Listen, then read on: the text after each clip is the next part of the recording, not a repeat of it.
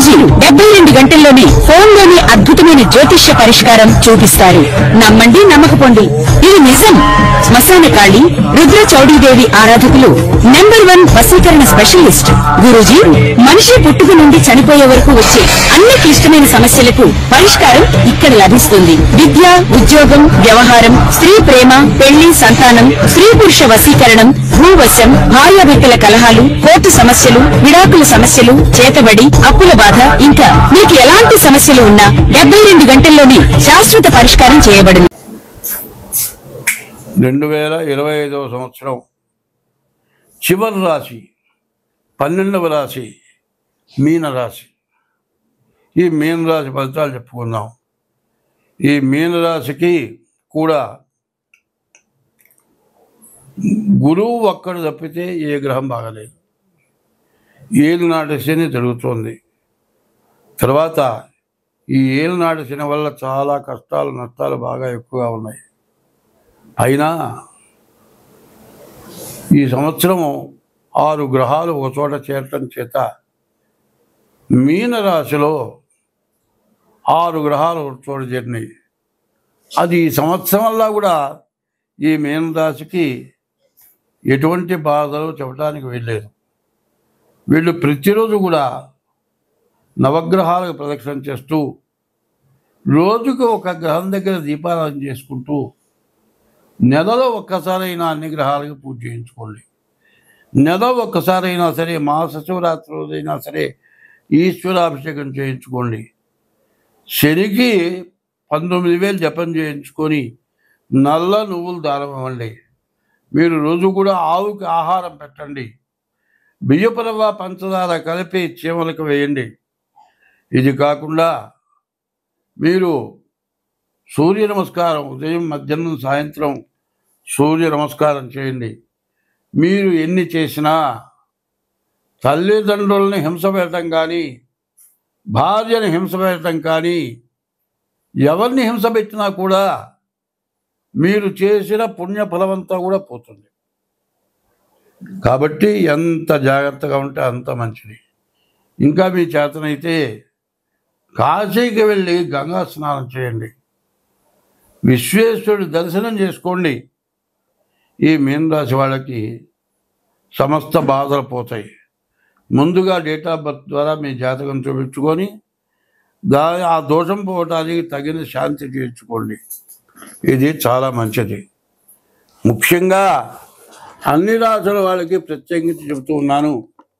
ఈ 25వ సంవత్సరం విపరీతమైన చెడు టైము. 6 పాపగ్రహాలు ఒక చోట చేరడం చేత విపరీతమైన సమస్యలు, బాధలు ఎక్కువగా ఉన్నాయి. దానివల్ల ఎవరికి కూడా బాగా లేదు అని చెప్పాలి. అందువల్ల ఏదో చెప్పాడు అని మాత్రం ఆలోచన చేయొద్దు. ఒకటి ముఖ్యంగా చెప్పేది ఏంటంటే, భార్యని ఇబ్బంది పెట్టి పరస్త్రీ వ్యామోహానికి పోతే చాలా ఇబ్బంది పడతారు. దీనివల్ల చాలా కష్టాలు జరుగుతాయి. మరి ఇప్పుడు సీసీ కెమెరాలు ఉన్నాయి. రోడ్డు మీద కూడా పూర్తిగా సీసీ కెమెరాలు ఉన్నాయి. బజార్న పోతూ ఈ రాశి వాళ్ళు అపరబుద్ధులు పుడతాయి. బజార్న పోతూ రోడ్డు మీద వెళ్ళే పిల్లను ఏదో రకమైన ఇబ్బంది పెడతారు. వాళ్ళు కేసు పెడితే సీసీ కెమెరాలో మీరు చేసింది, మీరు మాట్లాడింది కూడా అర్థమవుతుంది. అది జరిగిన తర్వాత, కేసు పడ్డ తర్వాత, అరే సీసీ కెమెరాలు ఉంటే ఏం తెలియలేదు కదా అని అప్పుడు అనుకుంటారు. ఆడపిల్లను కనుక ఇబ్బంది పెట్టేటట్లయితే పోలీసు డిపార్ట్మెంటు, ప్రభుత్వం కూడా విపరీతమైన చర్య తీసుకుంటోంది.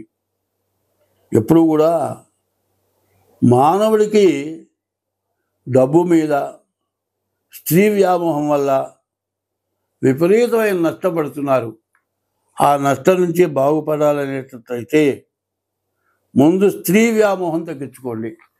స్త్రీ వ్యామోహం అంటే పెళ్ళాంతో అని కదా, పరస్త్రీ వ్యామోహం తగ్గించుకోండి.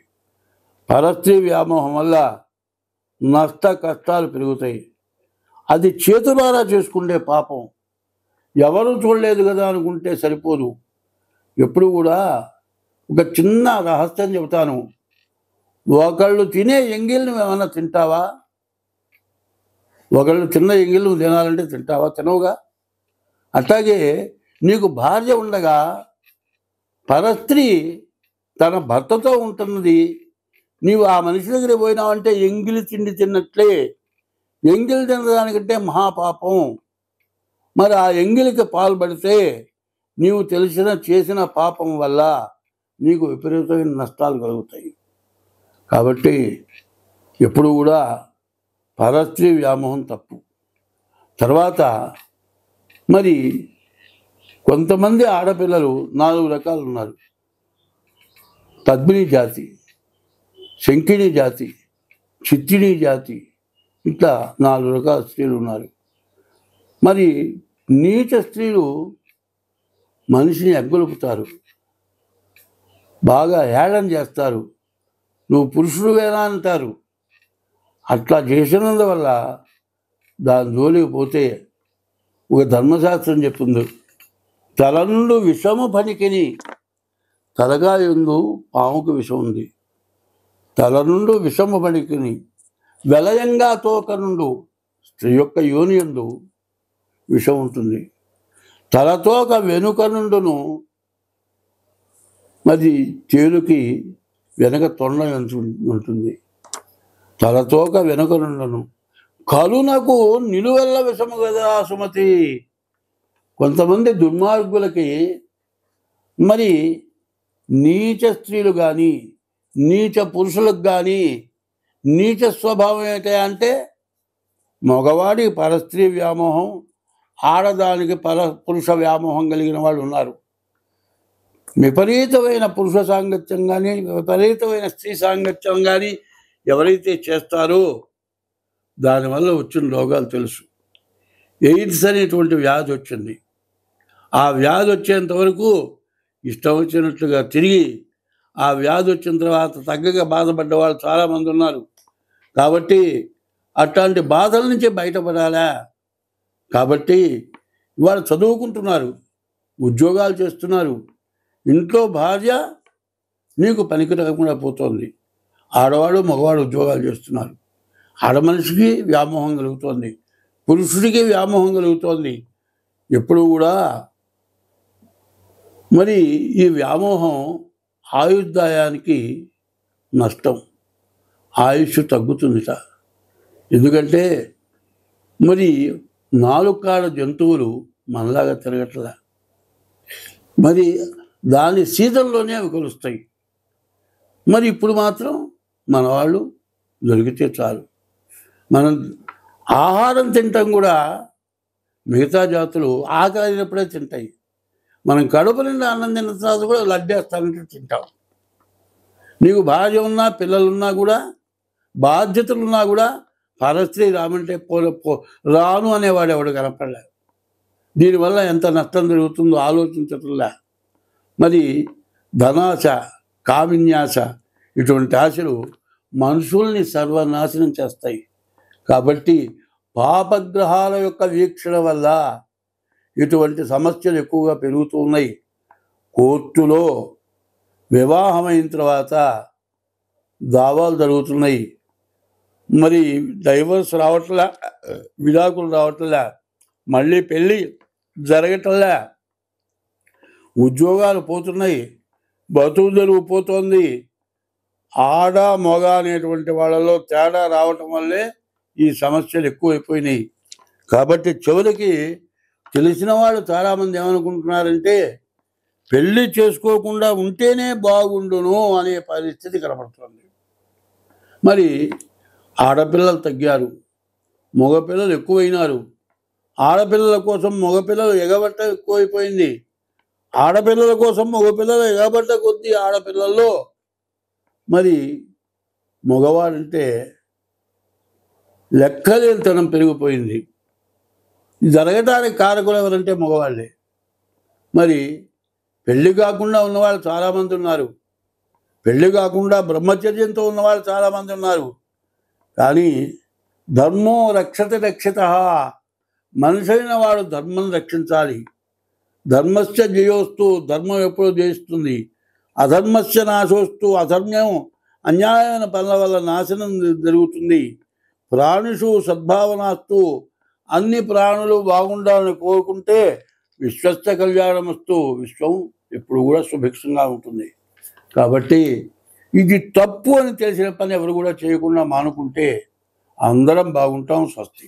రామ గుణాభిరామ రఘురామ పరాక్రమ భీమ జానకీ రామ దురంత దుర్భర విరామ నిష్కామయటనుచు భక్తి మనసా గురుపాదములాశ్రయింపుమ ముదమున పారిజాత తరుమూలమునందు అతి సూక్ష్మరూపుడై హృది రఘువీరునామమును ఎప్పుడు జపించుచు రామభక్తులను వదలక బ్రోచుచుండు గన్వై వాయుతనోజుని ధీతిరాజుని అదనుదలంచి భక్తి కుమతి గురుపాదములాశ్రయం పుమా చిత్తశుద్ధిగా నీకు సేవ చేసెదగాని పునమిలో జనుల మెప్పులకు గాదు జన్మ పావనతకై స్మరణ చేసెదగాని సాటివారిలో ప్రతిష్టలకు గాదు ముక్తి కోసరమునే మ్రొక్కి వేడెదగాని దండి భాగ్యము నిమిత్తంబు గాదు మిమ్ము పొగడను విద్యనే చితనే గాని కుక్షి నిండెడి కూటి కొరకు గాదు పారమార్థికమునకునే పాటుబడితి కీర్తికినపేక్షబడలేదు కృష్ణవర్ణ భూషణ వికాస శ్రీధర్మపుర నివాస దుష్ట సంహార నరసింహదురిత దూర. రాత్రిపూట తిన్నాం, పడుకున్నాం. తెల్లవారు ఏదైనా పని చేయాలనుకోండి, ఏదో ఒకటి కడుపులోకి ఆహారం కావాలా? అది లేకుండా తెల్లవారు ఎక్కడికైనా వెళ్తామా? ఏమైనా పని చేస్తామా? చేయలేము. అది ఎంత అవసరమో ఇప్పుడు నేను చెప్పబోయేది అంత అవసరం. ఎందుకంటే జ్యోతిష్యం అనే పేరుతో ఇవన్నీ చెబుతున్నాను అని అనుకోవద్దు. ఎందుకు చెబుతున్నాను అంటే దీంట్లో మార్గాలు చాలా ఉన్నాయి. ఒక చోటికి పోవాలంటే ఒక రోడ్డు నుంచి పోవచ్చు, ఇంకో రోడ్డు నుంచి పోవచ్చు, ఇంకో రోడ్డు నుంచి పోవచ్చు. 4-5 దారులుగా కూడా మనం ఒక స్థలానికి వెళ్ళాలంటే వెళ్తాం. అది ఎట్లాగో మనం బతకడానికి రకరకాలైన వృత్తులు చేస్తున్నాం. అట్లాగే ఎంత వృత్తి చేసినా, ఎంత సంపాదించినా చాలా ఇబ్బంది పడేవాళ్ళు చాలామంది ఉన్నారు. పూర్తిగా నెల రోజులు కడుపు నిండా ఆహారం తినడానికి కుదరక లేక ఇబ్బంది పడేవాళ్ళు కొంతమంది. బాగా సంపాదించి అన్ని విధాల ఉండి పొద్దున కాదు రాత్రిపూట కూడా చాకరీ చేయాల్సి వస్తుంది. విపరీతమైన డబ్బు ఆదాయం పెరిగిన కొద్ది చాకరీ. మరి ఏమిటంటే నీ దగ్గర ఉండే వర్కర్లు, శాస్త్రం ఉంటుంది, ఇంట్లో వాడు తిన్నట్లు చేసేవాడు, ఇంట్లో వాడు చేసినట్లు చేసేవాడు, బయటవాడు తిన్నట్టు తినేవాళ్ళు ఉండట. బయటవాడు తినడానికి వరకు వస్తారు కానీ చేయడానికి పనికిరా. నువ్వు చెప్పినంత వరకే చేస్తారు, మిగతావన్నీ కూడా నువ్వు చేసుకోవాల్సి వస్తుంది. దానివల్ల వృత్తిరీత్యా 24 గంటలు పనిచేయాల్సి వస్తుంది. ఇంటికి పోవటానికి కుదరదు. ఇంటికి పోయినా కూడా పెళ్ళాంతో మాట్లాడటానికి కుదరదు, తల్లిదండ్రులను చూడటానికి కుదరదు. వాళ్ళకి విరక్తి, ఎందుకు వీడు సంపాదిస్తున్నాడు, మా మొహం చుట్టలేదు, తెచ్చి అక్కడ పడేస్తాడు, తింటం తప్పితే మాకేం పని లేదు. ఇక పెళ్ళాం అనుకుంటుంది, ఎందుకు ఈ మొగుడు నాకు అనుకుంటుంది. తల్లిదండ్రులు అనుకుంటారు, కనీసం నాన్న అన్నం తిన్నావా అని అడిగే తండ్రి లేడనుకుంటాడు. పిల్లలు ఉన్నారు, కాలేజీ ఫీజు కడతావు, వాళ్ళ దారిలో వాళ్ళు వెళుతున్నారో లేదో ఎగ్గొట్టి తిరుగుతున్నారు, నువ్వు చూడవు, వాళ్ళు సక్రమంగా ఉండరు. మరి వచ్చిన సంపాదన విపరీతమైన డబ్బు ఏం చేసుకోను? వచ్చిన డబ్బులు చాకరీ చేస్తున్నావు. నీ పిల్ల ఏమన్నా సంతోషపడుతుందా? నీ పిల్లలు ఏమన్నా సంతోషపడుతున్నారా? మరి నీకేమన్నా విశ్రాంతి ఉందా? లేదు. డబ్బు మాత్రం బాగా ఉంది. తినటానికి తిండి లేని వాడు అనుకుంటాడు, అబ్బా ఆయన తెగ సంపాదిస్తున్నాడు అబ్బా, ఎంత విపరీతంగా ఉందిరా, కనీసం మనతో మాట్లాడు, వాడికి గర్వం అనుకుంటారు. వాడి బాధ వాడికి తెలుసు, వీడి బాధ తింటానే లేక వీడి బాధ వీడికి తెలుసు. సరే, ఇంత చేస్తే బాగా సంపాదిస్తే కాస్త పిల్లలు వస్తారు, పిల్లలు వస్తే వాళ్ళు కాస్త అండవుతారు, గుమస్తాలతో పని లేకుండా జరుగుతుంది అనుకొని చాకరీ చేసిన తర్వాత పిల్లలు వచ్చి వాళ్ళు దేనికో దానికి బానిస అవుతారు, దుర్వ్యసనాలుగా బానిస అవుతారు. దీంతో వీడికి వయస్సు పెరుగుతుంది, వృద్ధాప్యం వస్తుంది. మరి ఈ పిల్లలు తండ్రి సంపాదించిన మొత్తం నాశనం చేస్తారు, పైన తండ్రికి అన్నం పెట్టరు, కొట్టి తిట్టి వెళ్ళగొడతారు. ఇక దీంతో పాటు వీడికి వ్యాధి, షుగరో, బీపీనో, హార్ట్ అటాకో, మరి గ్యాసో, ఏదో రకరకాల వ్యాధులు వీడి తయారవుతాయి. వీడు అనుకుంటాడు, ఇంత కష్టపడ్డాను, చిన్నప్పుడు నాకు తినటానికి తిండి లేదు, మా అమ్మ వాళ్ళు కూడా ఏదో వ్యవసాయం చేస్తే గంజి దాగి బతికా, ఎట్లాగో కష్టపడ్డా, ఏదో వ్యాపారం చేశా, దాని మీద దారి దొరికింది, బాగా సంపాదించా, కోట్లు సంపాదించా, కానీ గుమస్తాల మీద ఆధారపడ్డా, వాళ్ళు సరిగ్గా చేయకపోతే చేసే వ్యాపారం పోతుందేమోనని 24 గంటలు కష్టపడ్డా, ఇంట్లో పెళ్ళాంకి తృప్తి లేదు, తల్లిదండ్రులకు తృప్తి లేదు, పిల్లలకు తృప్తి లేదు.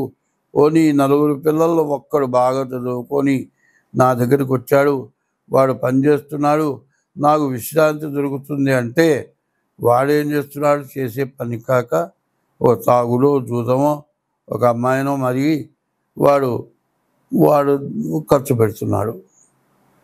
తీరా వీడేమనుకుంటున్నాడు, ఇంత సంపాదించాడు కదా, వీడికి బుద్ధి లేదు, ఆఫీసులో పనిచేసే దాంతో తిరుగుతున్నాడు వీడు, దాన్ని దోచి పెడుతున్నాడు. పోనీ ఇది కాదండి, తాగుతున్నాడు, వీడి ఆరోగ్యం పాడైపోతుంది, ఏ కిడ్నీ పోతుంది అంటున్నారు డాక్టర్లు, వీడు వెంటలేదు. ఇట్లా ఆలోచిస్తాడు. ఇట్లా ఆలోచించి వీడికి అనారోగ్యం పెరుగుతుంది. ఈ అనారోగ్యంతో ఏమిటి, అయ్యో ఇంత సంపాదించానే, చిన్నప్పుడు తినటానికి తిండి లేదే, ఇవాళ సొట్ల శోభితంగా తినటానికి అవకాశం ఉందే, చాకిరి చేసినంతకాలం తినటానికి ఖాళీ దొరక్క నానావస్థపడి చేశాను, తిండి కూడా మర్చిపోయినాను, ఈ కాస్త అయిపోయిన తర్వాత తిందాం, ఈ కాస్త అయిపోయిన తర్వాత తిందాం అనుకొని పొద్దున్న లేచింది లగాయతో రాత్రి దాకా తిండి తినకుండా చాకరీ చేసి అప్పుడు తినకపోతే కడుపులో పోలేదు. ఇవాళ విశ్రాంతి దొరికింది, తిందామంటే బీపీ ఉంది, షుగర్ ఉంది, కొలెస్ట్రాల్ ఉంది, హార్ట్ అటాక్ ఉంది, ఏది పడితే అది తినొద్దంటున్నాడు. అన్నీ చూసి సంతోషించదని తప్పితే ఏమిటి వాళ్ళు నా గతి, ఇంత ఉంది, ఏం చేసుకోను.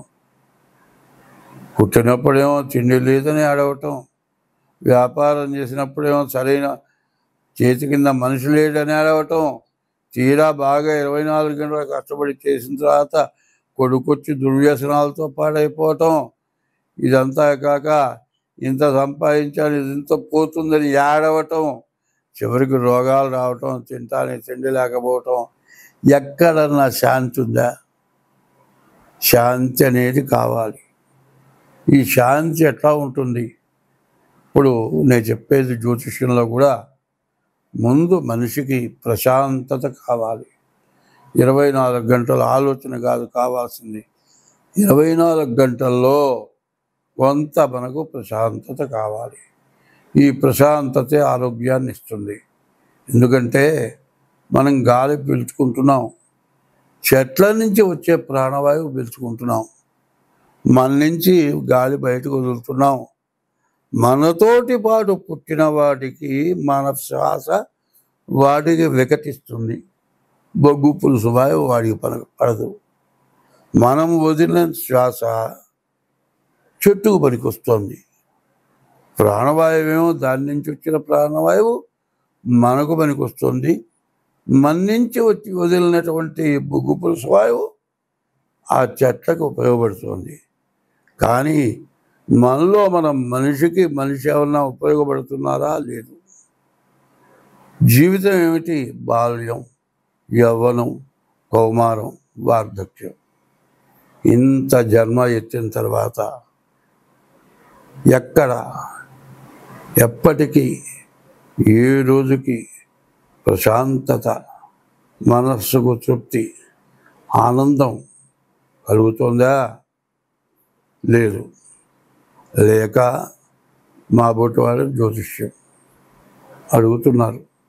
జ్యోతిష్యం చెబుతున్నా, జ్యోతిష్యం డబ్బుల కోసం చెప్పేటట్లయితే రెండో ఇట్లాంటి విషయాలు ఏమీ చెప్పవలసిన అవసరం నాకు లేదు. నాకు డబ్బులే ముఖ్యం అనుకుంటే డబ్బులు వచ్చే మార్గంగా జ్యోతిష్యం చెప్పచ్చు. జ్యోతిష్యంతో పాటు జ్యోతిష్యం అనే పదానికి అర్థం ఏంటంటే చీకట్లో ఒక వెలుగు, అగ్గిపుల్ల వెలుగు ఉంటే కనపడి ముందుకు అడిగేస్తాం. అట్లా జరిగింది, జరుగుతున్నది, జరగబోయేది, మరి 3 కాలాలది చెప్పగలిగింది జ్యోతిష్యం. హస్త సాముద్రికం, హస్తం చేతులు రేఖలు ఉన్నాయి, మరి చేపలు ఉన్నాయి, గద్దలు ఉన్నాయి, సముద్రంలో ఉండే సర్పాలు ఉన్నాయి. ఇవన్నీ కూడా చేతి రేఖల్లో ఉంటున్నాయి. దీన్ని సముద్రంలో మనకు 84 లక్షల జీవరాశులు, భూమి లోపల 21 లక్షలు, భూమి పైన 21 లక్షలు, ఆకాశంలో 21 లక్షలు, సముద్రంలో 21 లక్షలు, మొత్తం 84 లక్షల జీవరాశులు. మరి సముద్రంలో ఉన్న 21 లక్షల జీవరాశులు భూమి లోపల, భూమి పైన, ఆకాశంలో, సముద్రంలో, ఈ 4 ఉండే జీవరాశులు సముద్రంలో ఉన్నాయి. ఇవి సముద్రంలో తిరుగుతున్నాయి. అయితే ఈ హస్త సాముద్రిక, చేతి ద్వారా చెప్పే జ్యోతిష్యం సాముద్రికం అన్నారు. సాముద్రికం అంటే సముద్రం యువతల ఒడ్డు నుంచుంటే అవతల ఒడ్డు కనపడదు. సముద్రమే కనపడదు కాదు, సముద్రం లోపల ఉండే జీవరాశులన్నీ కూడా మనం చూడలేదు, చూడబోము, కనపడవు. అన్ని రకాల జీవరాశులు మన కంటపట్టలే. అవన్నీ కూడా ఈ హస్త సాముద్రికలో ఇచ్చారు. మరి జ్యోతిష్యం అంటే అంతా చెప్పగలిగిన వాడు లేరు.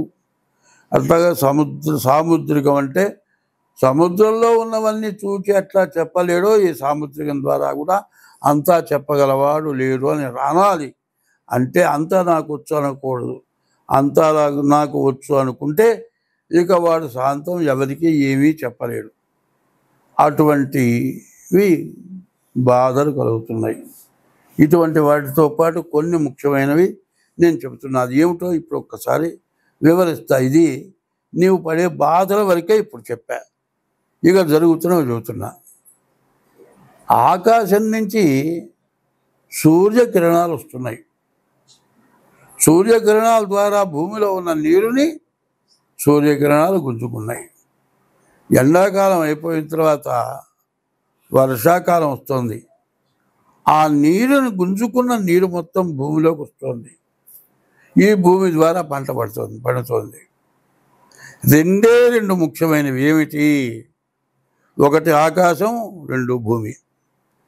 భూమి ఏమో భూదేవత తల్లి. తండ్రి ఎవరు? సూర్య భగవానుడు. ఈ సూర్య భగవానుడు ప్రపంచ దేశాల మొత్తంలో కూడా కనపడే సూర్య భగవానుడు ఒక్కడే. ప్రపంచ దేశాల మొత్తంలో కనపడేది భూమి ఒక్కటే. ఈ 2 ముఖ్యమైనవి. అయితే వీటి మధ్యలో జలం వస్తుంది. ఈ జలం అంటే నీరు. ఈ నీటి వల్ల మరి అమర్నాథ్, ఋషికేశ్, మరి హరిద్వార్, మరి అన్ని ప్రపంచం మొత్తం విపరీతమైన వరదల వల్ల చాలా బాధలు కలిగినాయి. అనేక రకాలైన సూక్ష్మజీవులు తయారైనాయి. రకరకాలైన వ్యాధులు వస్తున్నాయి. అందరం బాధలు పడుతున్నాం. మరి తింటే పర్వాలేదు, సంపాదించే డబ్బులు రోగాలకు పెట్టడం మొదలు పెడితే నీవు 10 సంవత్సరాలు కాదు 50 సంవత్సరాలు సంపాదించిన డబ్బు పెట్టినా రోగం తగ్గే లోపల డబ్బులు అయిపోతాయి. రోగం తగ్గుతుందో తెలియదు, తగ్గదో తెలియదు. ఇట్లాంటి సమస్యలతో మనం బాధపడుతూ ఉన్నాం. ఎందుకు బాధపడుతూ ఉన్నాం? మనం చేసిన పాపం వల్ల బాధపడుతున్నాం. ఆశకి మితం లేదు. ఎంత సంపాదించినా ఇంకా కావాలి. తృప్తించెందని మనుజుడు సప్తద్వీపములైన చక్కన్బడుని అని తృప్తి లేనివాడు ఈ విధంగా బాధపడుతూ ఉన్నాడు. కాబట్టి మనం ఏం చెయ్యాలి అనేది ప్రతి వాళ్ళకి అవసరం. ఇది ఎట్లా? పీఠాధిపతులు, సన్యాసులు, వేదాంతవేత్తలు, వేదం, స్మార్తం, మరి వైష్ణవ సాంప్రదాయం, మరి శైవ సాంప్రదాయం, మార్ధవ సాంప్రదాయం, ఇట్లా రకరకాలైన సాంప్రదాయాలంతా కూడా కలిసి అయ్యా ఇది మానవ జీవితం అనేది శాశ్వతమైంది కాదు, నశ్వరమైంది. ఎప్పుడు పోతుందో తెలియదు, ఎప్పుడు బతుకుతామో తెలియదు, ఎప్పుడు చచ్చిపోతామో తెలియదు. చావకుండా బతికినంత కాలం ఏ రోగం లేకుండా బతకడం ప్రధానమైంది. అనాయాసేన మరణం వినాదైన్యేన జీవనం. ఏ రోగం లేకుండా బతకటం, ఎవరిని చేయిదాపకుండా జీవించటం, దేహాంతే తవ సాన్నిధ్యం. ఈ దేహాన్ని విడిచిన తర్వాత భగవంతుల్లో ఐక్యం కావటం, ఈ మూడే. మరి ఇది జరగాల్సిన పరిస్థితి రావాలి అంటే అందరం చేయవలసిన పని ఏమిటి? అది ముఖ్యంగా కావాలి. మీకు జన్మనిచ్చిన తల్లిదండ్రులు సర్వస్వం ధారపోసి మీకు అన్నం పెట్టి మిమ్మల్ని పెంచి పెద్ద చేసి విద్యాబుద్ధులు చెప్పించి ఉద్యోగాలు ఇప్పించి పెళ్లి చేసి అంతా చేస్తే మీరు తల్లిదండ్రులకు అన్నం పెట్టలేదు. చచ్చిపోయిన తర్వాత అంత్యక్రియలు చేయటం లేదు. మరి వాళ్ళు పోయిన తిథి రోజున ఆబ్దీకం, మరి ప్రత్యాబ్దీకం అంటే ప్రతి సంవత్సరం వచ్చే తిథి రోజున ఆబ్దీకం అనేది పెట్టాలి. తర్వాత గయాజాం పిండదానాచ, గయక పిండ ప్రదానం చేయాలి. త్రిభి పుత్రశ్చ పుత్రత, 3 చేసిన వాడు పుత్రుడు అనిపించుకుంటాడు. నీకు జన్మనిచ్చిన తల్లిదండ్రులకు ఇది చెయ్యాలి. బతకుండంగా అన్నం పెట్టలేదు, వృద్ధాశ్రమాలకు పంపిస్తున్నారు, తల్లిదండ్రులను చూడటం లేదు, విదేశాల్లో ఉంటున్నారు. నేను మాత్రం రావటానికి కుదరదు, ఎవరన్నా తగలేయండి అంటున్నారు. తర్వాత తగలేసిన తర్వాత ఏమిరా అంటే నాకు సెలవు లేదు, ఎవరన్నా కర్మ చేయండి, యూట్యూబ్లోనే చూస్తాను, లేకపోతే సెల్లో చూస్తాను అట్లా అంటున్నారు. ఇది నువ్వు చేసే పని ఏమిటి? కొంచెం ఇంకిత జ్ఞానంగా ఆలోచించాలి. ప్రతి జీవరాశి కూడా 84 లక్షల రకాల జీవరాశులు ఉన్నాయి. చీమ దగ్గర నుంచి దోమ దాకా కూడా. ఒక జీవరాశికి కష్టం వస్తే, ప్రాణాపాయం వస్తే ఇంకొక జీవరాశి సంరక్షణ చేస్తుంది. మనం ఆ పని చేయటం లేదు. జీవహింస చేస్తున్నాం కానీ జీవరక్షణ చేయటం లేదు. జీవరక్షణ సంగతి ఎట్టా ఉంచు, జన్మనిచ్చిన తల్లిదండ్రులను చూడటం లేదు, కనీసం ఇష్టదైవాన్ని పూజించటం లేదు. దీనివల్ల మనకు మహాపాపం చుట్టుకొని ఇట్లాంటి ప్రకృతి సిద్ధమైన ఇబ్బందులు, బాధలు కలుగుతున్నాయి. కాబట్టి ఇప్పుడు మనం ఏం చేయాలి? 24వ తారీఖు వరకు మహాళయ పక్షాలు. ఈ మహాళయ పక్షాల్లో పితృదేవతలకు తర్పణ చేయాలి. తర్పణ చేసిన తర్వాత దంజం ముడివిప్పదీసి నీళ్లలో ముంచి ఆ దంజం ముడి కింద నేల మీద పిండుతారు. పిండేటప్పుడు ఒక శ్లోకం చెబుతారు. ఏకీచ, నేను చేస్తోంది అస్మత్కులే జాతా, నా కులంలో పుట్టిన వాళ్ళు, అపుత్రాహ, పుత్రులు లేని వాళ్ళు, గోత్రణో మృతాహ, గోత్రీకులు లేకుండా చచ్చిపోయిన వాళ్ళు, తే గృహంతు, ఈ నీళ్లు భూమి మీద పడిన తర్వాత అటువంటి వాళ్ళందరికీ మోక్షం కలుగ్గాక అనుంది. నీవు తల్లిదండ్రులకే చేయట్లా, నీ కులంలో వాళ్ళు, నీ గోత్రంలో వాళ్ళు, నీ వంశంలో వాళ్ళు బాగుపడాలనే ఉద్దేశంతో నువ్వేమన్నా చేస్తున్నావా? అది చేయటం లేదు. నీకు జన్మనిచ్చిన తల్లిదండ్రులకు అన్నం పెట్టలేదు, చచ్చిన తర్వాత వాళ్ళకి శ్రాద్ధ విధులు చేయటం లేదు, నీ ఇష్టదైవాన్ని పూజించడం లేదు. కనీసం 24 గంటలు తెల్లవారి నిద్ర లేచిన తర్వాత డబ్బు డబ్బు డబ్బు డబ్బు ఇదే ఆలోచనతో జీవితం గడుపుతున్నాం. చివరికి కనీసం రోజులో 24 గంటల్లో జీవితమున సగభాగంబు నిద్దురతే సరిపోవు, మిగిలిన ఆ సగభాగంబు చిత్తశుద్ధి లేకపోవు, అతి నిద్రాలోలుడు తెలివిలేని మూర్ఖుడు పరమార్థం కానలేక నిద్దురతో చెడతాడు. 24 గంటలు ఏదో కావాలి, కామం, కాంక్ష, కోరిక, డబ్బు కోరిక, పరస్త్రీ వ్యామోహం, మరి ఇట్లాంటి దురభ్యాసాలతోటి నాశనమైపోతూ దేశాన్ని నాశనం చేస్తున్నాం. కాబట్టి ముందు ఈ నెలలో పితృదేవతలకు పిండ ప్రదానం చేయండి. 2, రోజు నువ్వు పుట్టిన తర్వాత నీ తల్లి నీవు కనపడితే ఎక్కడికన్నా వెళితే వెతుక్కొచ్చన్న అన్నం పెడుతుంది. కాదు, నువ్వు ఇంటికి వస్తే నాన్న అన్నం తిందా అన్నం పెడుతుంది. అట్లా పెట్టేవాళ్ళు ఎవ్వరు లేరు తల్లి తప్పితే. ఈ తల్లి అన్నం పెట్టాలంటే మనకి ఇంట్లో అన్నీ కావాలి, అన్నీ ఉంటేనే ఆమె ఉండి అన్నం పెడుతుంది. ఏమి లేకపోతే ఆమె పెట్టలేదు. ఆమె అన్నం పెట్టడానికి కావాల్సినవన్నీ ఎక్కడి నుంచి వస్తున్నాయి? భూదేవత భూమిలో నుంచి వస్తుంది. నీరు దగ్గర నుంచి ఉప్పు దాకా సమస్తం మధ్యలో ఉండే వస్తువులు మొత్తం భూదేవత. ఆమె ప్రధానమైన తల్లి. నీకు జన్మనిచ్చిన తల్లి అయితే భూదేవత నీకు ప్రధానమైన తల్లి.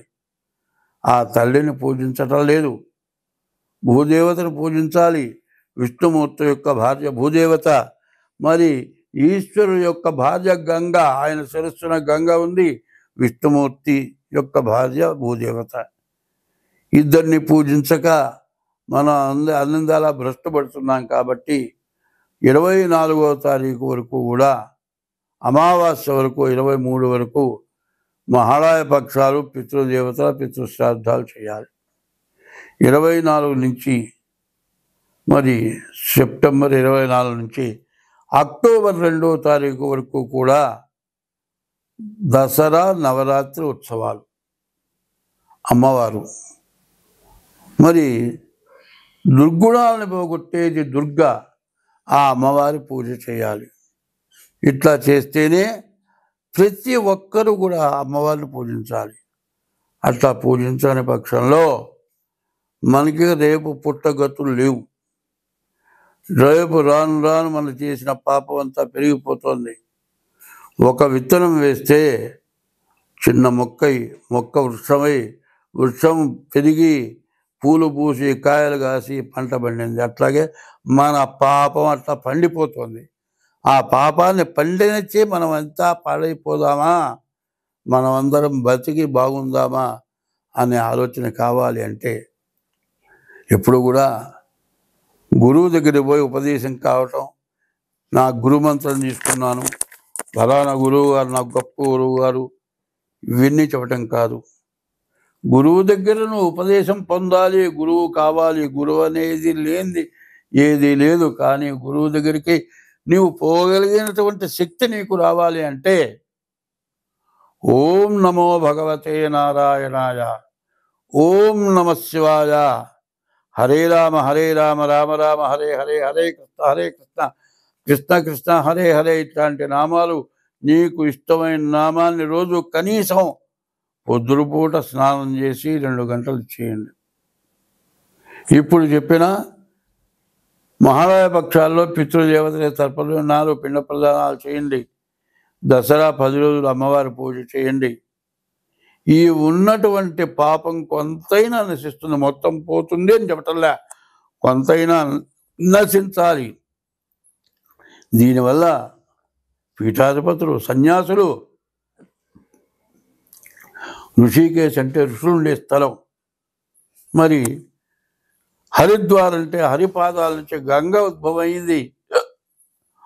ఆ గంగ తాగితే మన తాతలు ముత్తాతలు మన వంశంలో మహాపాపం చేసిన వాళ్ళంతా కూడా మోక్షాన్ని పొందుతారని చెప్పింది. మరి అమర్నాథ్, హరిద్వార్, ఋషికేశ్, కాశీ మొత్తం మునిగిపోయినాయి. కాశీలో విశ్వేశ్వరాలయంలోకి నీళ్ళు వచ్చినాయి. ఎంత కూడా మనం చేసిన పాపం, ఈ పాపాన్ని నివృత్తి కావాలి. ఈ నివృత్తి కోసం మీరందరూ కూడా ప్రవర్తించండి. అంతా బాగుంటుంది. స్వస్తి.